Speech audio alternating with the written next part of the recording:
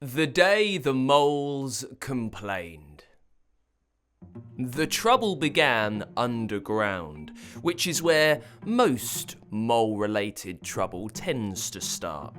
For centuries, moles had lived quietly, tunnelling beneath towns, eating worms, bumping into things, and pretending not to mind when people called them vermin. But on this particular Tuesday, they'd had enough. They held a meeting, the Grand Mole Assembly, in the deepest cavern beneath the high street of Pebbleford-on-the-Swamp. There were hundreds of them, all twitching noses and tiny spectacles. Moles love spectacles. Not that they help, because moles can't see very well, but because wearing them makes them feel intellectual. The leader of the moles, Sir Digby Clawhammer, stood on a rock and banged his paw for silence. "My fellow moles," he squeaked, "we have endured years of injustice.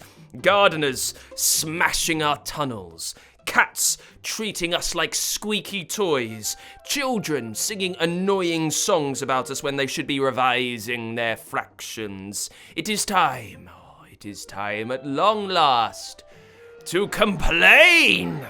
A cheer went up. A mole cheer is quite underwhelming. Imagine 100 people trying to cough politely at the same time, but it carried real passion. The moles drew up a letter, a very strong letter. It said, and I quote, "Dear surface people, stop trampling on us, laughing at our noses and flooding our tunnels with hoses, or else. Yours sincerely, the moles."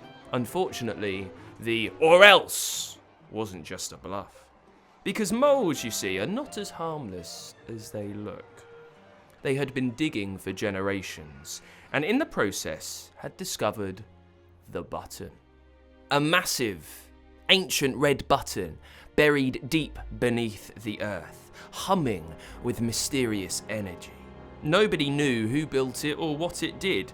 The moles only knew one thing: if the humans ignored their complaint, they would press it, and the world would never be the same. The letter arrived on the desk of the Prime Minister, who was in the middle of a lunch consisting entirely of beige foods, chicken nuggets, mashed potatoes, custard. He read it, chuckled and tossed it into the bin. "Ridiculous! Moles don't write letters!" And that was his first mistake. The moles received no reply. Not even a "thanks, but no thanks." This enraged them beyond measure. So, 1 week later, the moles went from being discontented to full-on fuming. At precisely midday, the button was pressed. The ground trembled, lampposts wobbled, entire roundabouts exploded upwards like trampolines, and then it happened. The moles rose. Thousands of them burst from the soil, riding geysers of dirt like volcanic surfers. They swarmed through Pebbleford-on-the-Swamp in a great brown tide, squeaking their war cries. Gardens vanished. Supermarkets collapsed. One unfortunate ice cream van was swallowed whole, the driver last seen clinging to a flake cone like a shipwrecked sailor. This was no mere complaint. This was an uprising. Amongst the chaos stood a girl called Elsie Pratt, age 12, owner of the town's worst eyesight and biggest magnifying glass. Elsie loved moles. She had always suspected that they were cleverer than most people gave them credit for, and now she had proof. But there was a problem. The button hadn't just woken the moles, it had woken something else. Beneath the moles' tunnels, deeper than anyone had ever dug, a rumbling voice began to squeak, "At last, I am free!" And out of the cracks in the earth there slithered the great worm of ages. It was a colossal thing, a writhing, endless tube of teeth and slime, glowing with molten heat.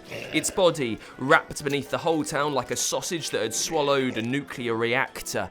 Even the moles gasped. Sir Digby Clawhammer squeaked, "Oh dear, we may have overcomplained." Panic. Pebbleford on the Swamp was minutes away from becoming worm food of the gods. The Prime Minister fled in a helicopter, clutching his custard. The townsfolk ran, screaming. Only Elsie stayed put, clutching her magnifying glass.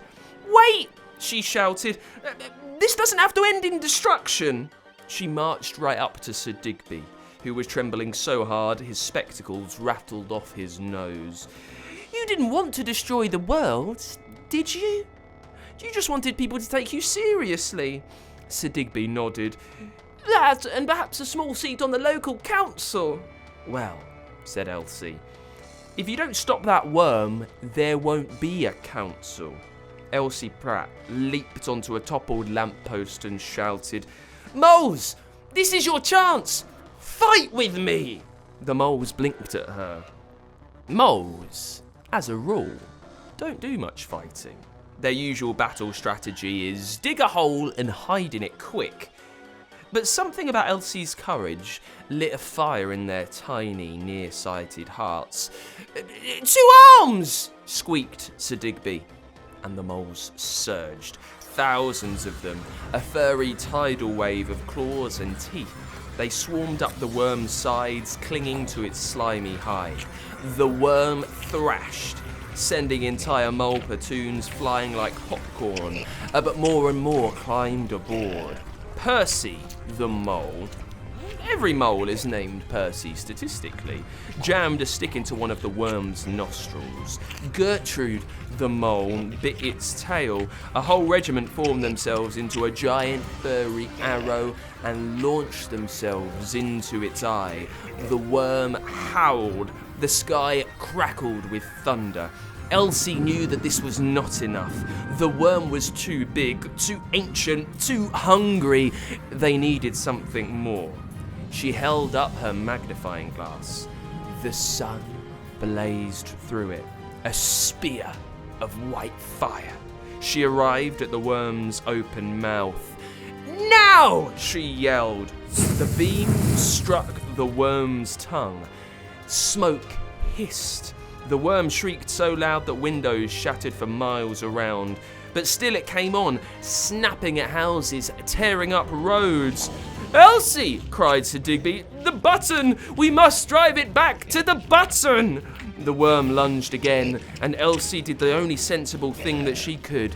She ran straight at it. She sprinted across rooftops, magnifying glass blazing, leading the monster like a matador with a death wish.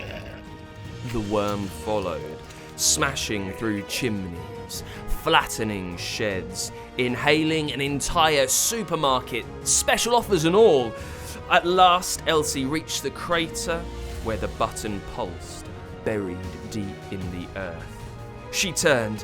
"Over here, you overgrown spaghetti!" The worm lunged, and Elsie angled her magnifying glass one last time.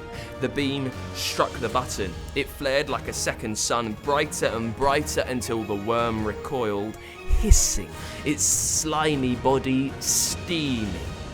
The moles seized their chance. With a united squeak, they surged, swarmed, pushing, biting, digging, herding the worm towards the pit. Sir Digby himself leapt onto its head and jabbed it in the eye with his tiny umbrella. The worm gave one last world-shaking roar, then toppled backwards into the abyss, dragged down by his own body weight, vanishing into the darkness from which it came. Silence, dust, the echo of 1,000 squeaks. Elsie stood shaking, the magnifying glass hot in her hand.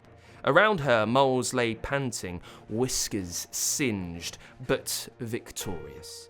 Pebbleford on the Swamp was battered, half flattened, and smelled strongly of worm breath, but it was safe. Sir Digby climbed onto a rock, whiskers blackened, spectacles cracked, and declared, "Let it be known, the moles complained today and were heard." The moles erupted into cheers. Mole cheers are still underwhelming, like a lot of asthmatic kittens coughing all at once, but the passion was real. And as for Elsie, she became the first human ever to be named honorary mole, with full burrowing rights and complimentary soil snacks. In the aftermath, the townsfolk and the moles signed a treaty. Humans would stop flooding molehills. Cats had to wear bells. Moles would be given their own representative in Parliament, though most debates had to be translated into squeaks. As for Elsie, she was hailed as a hero who listened when nobody else would. She became the official ambassador for the Under-Earth, wielding her magnifying glass like a royal scepter. And the button? It was buried deeper, guarded day and night by both moles and humans. Sir Digby Clawhammer summed it up best, I think. Complain, yes, but press buttons only as a last resort.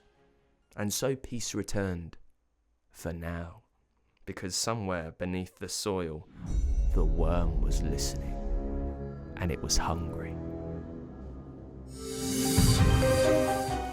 Thank you to Francis for giving us the idea for the day the moles complained. What an amazing title, because there were so many different ways that we could have taken it, and we went, well, underground, obviously, with a strange button and a giant, earth-shattering worm. I had so much fun reading that out, Francis. Thank you so much for sending your title. If you have a suggestion that you'd love to see made into a story, you can use the story quest page over at funkidslive.com.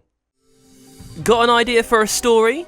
Tell us the title at funkidslive.com/storyquest and we could bring your story to life.